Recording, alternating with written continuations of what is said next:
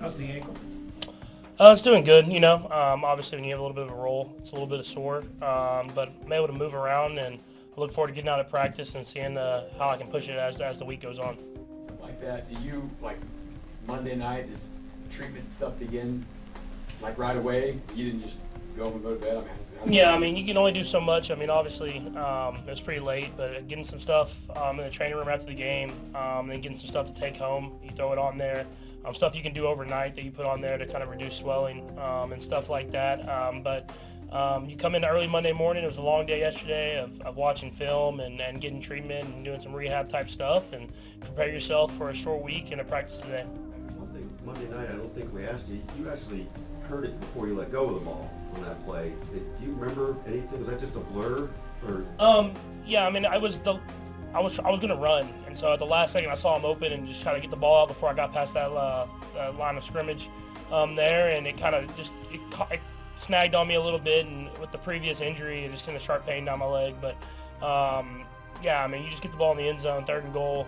We were able to score a touchdown in a big moment, and kind of once the pain went away, I was able to get back out there and play again. You didn't necessarily feel it before you let go of the ball. It's just all you definitely feel it, but you're more focused on the actual throw at that time. So just try to get the ball off as fast as possible and then get away from anyone else that wants to hit me. You guys had a couple of 10-plus play drives in the second half, which has been sort of a theme for you guys this year. When you think back to St. Joe, and what are those days like when you work on that, and how much do you think that is correlated to what you guys have done this year? Yeah, 100%. Just Coach Reed prepares us for those moments. He prepares us to be in those long drives. We do long drive drill every day, and it sucks. It's the best way to say it, but at the same time, it prepares you to be ready for those moments in the game. And I think you've seen this year and in previous years, it seems like we play our best football in the 4th quarter, and it's because we've been preparing ourselves all year long to play our best football then. And games in the NFL are such close margins that every game seems like it goes down to that.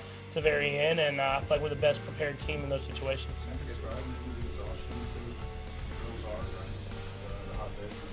Yeah, I don't want to act like it's the hardest for me, but I know they're hard for a lot of the guys, like the receivers and the tight ends, the O-line, D-line, DBs. I know I'm kind of the motivator. I'm kind of push the guys through the finish line, but there's not the coach doesn't let you sub out. He makes you go for 15, 18 plays, whatever it is in a row. You might have a water break in there.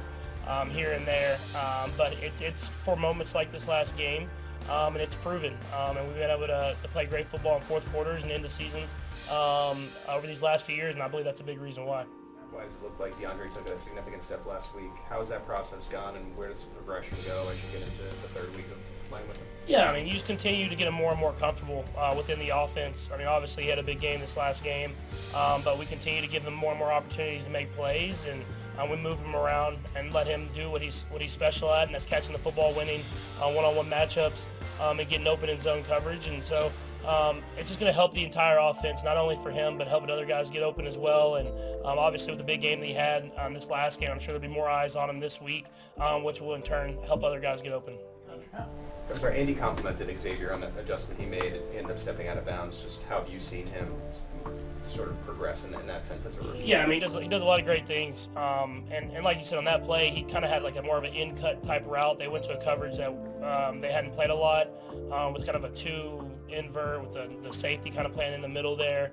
And so I looked down the middle of the field because that's kind of my guy I looked to, and then I cornered my eye, I saw Xavier down the sideline making that adjustment, and so I try to get him the ball as quickly as possible. Obviously, you're half an inch from scoring a touchdown or whatever it is, maybe even less than that. And so, he'll learn from that. But I thought he did a great job on that play in general of recognizing the coverage and getting to the right spot.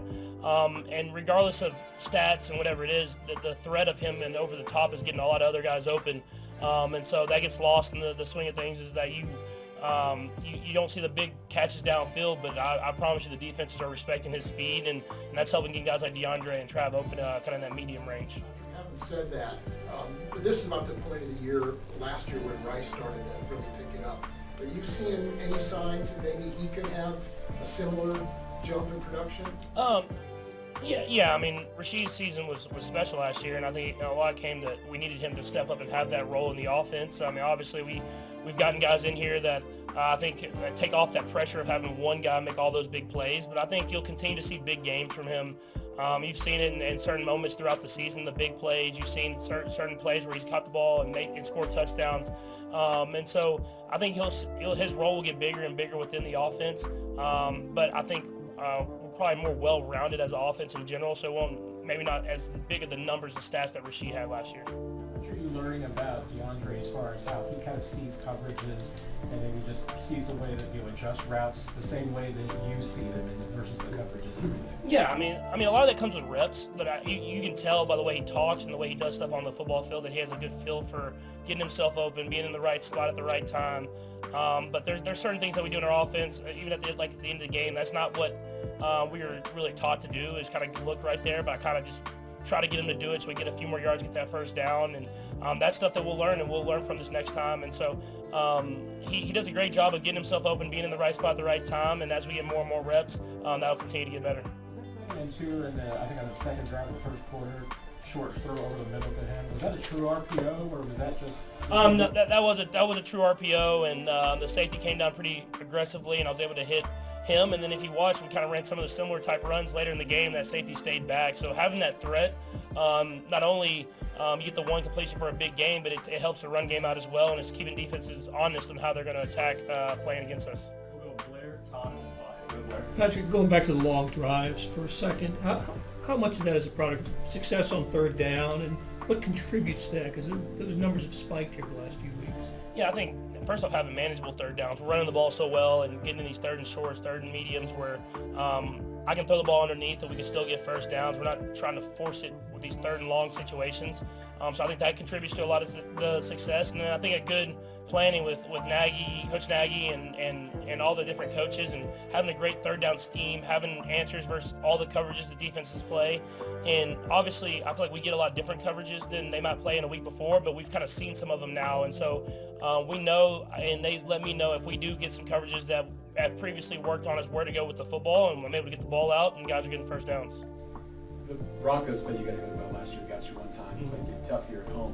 What about their defense, the way they're playing right now, is going to be the biggest challenge for them? Yeah, I mean, they're very well coached. They play extremely hard, and they have great football players. I mean, that's what it takes on great defenses is they have an understanding for the scheme that we run. I mean, Coach Joseph has played against us a lot as a head coach, as a defensive coordinator, so he knows how to take away some of the stuff that we're really good at. They have great, I mean, Surtain might be the best corner in the NFL. So you have a guy that can take away some guys because he's that good of a player, that high caliber of a player. But then the whole entire team, they play together as a team. They play hard. They don't let you have anything easy. And so some of those drives, even in the game we won, we got down the football field, but they didn't give up touchdowns. They forced us into turnovers. They forced us into field goals, and they played the long game. So it's about us executing, like you said, these long drives and finding ways to get in the end zone. And know it's going to take perfection on every single drive in order to do that. And you guys are playing at noon on Sunday. It's pretty rare. Patrick Mahomes and Andy Reid have seen many members of their Super Bowl victories leave the Kansas City Chiefs this year. Most of these departures came before the 2024 NFL season opener, but the team added another exit halfway through the campaign. On Tuesday, November 5th, the same day of the 2024 NFL trade deadline, the Chiefs released linebacker Cole Christensen. The move was mentioned on the daily report of league transactions on the NFL's official website. Christensen, 27, joined the Chiefs in 2022 after 2 seasons with the Los Angeles Chargers, who signed him as an undrafted free agent in 2020. Though he spent most of